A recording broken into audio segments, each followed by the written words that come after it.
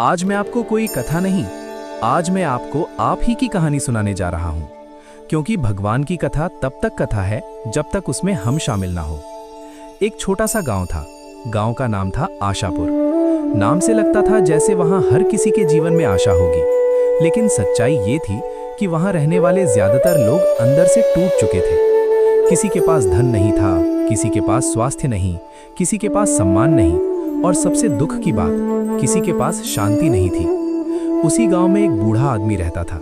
नाम था माधव दास। माधव दास के पास न जमीन थी, न दुकान, न बैंक बैलेंस, न कोई बड़ा परिवार, लेकिन फिर भी उसके चेहरे पर ऐसी शांति थी जिसे देखकर लोग चौंक जाते थे। कोई पूछता, बाबा तुम्हारे पास है क्या? तो वो मुस्कुरा कर कहता, जो चाहिए था वो मिल गया। एक दिन गांव का सबसे दुखी व्यक्ति उसके पास आया। नाम था रघु।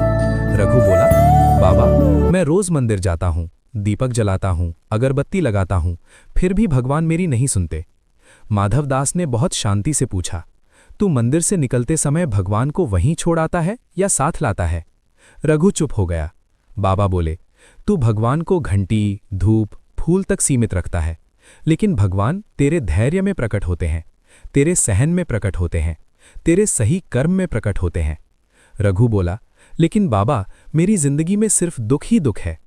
बाबा हंसे, बोले, दुख भगवान की सजा नहीं है, दुख भगवान का संदेश है। जब तक मनुष्य सुनना नहीं सीखता, भगवान समझाना बंद नहीं करते। बाबा ने एक कहानी सुनाई। एक बार एक भक्त भगवान से बहुत नाराज था। वो रोज रोता, मैंने क्या गलती की?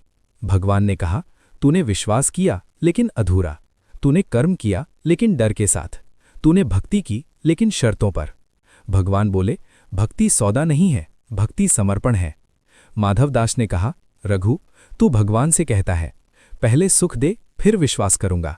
भगवान कहते हैं पहले विश्वास कर फिर सुख अपने आप आएगा। रघु की आंखों में आंसू आ गए।